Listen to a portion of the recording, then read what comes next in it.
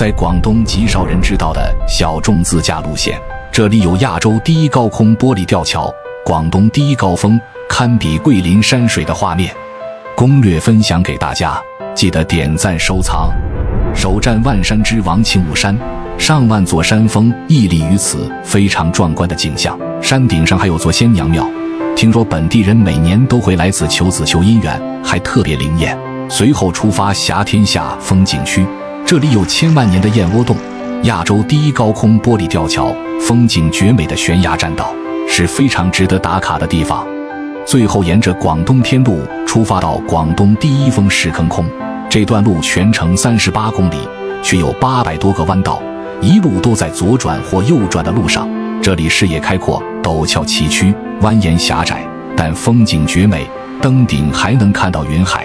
这份美景与自驾感爆满的行程，你打算什么时候出发呢？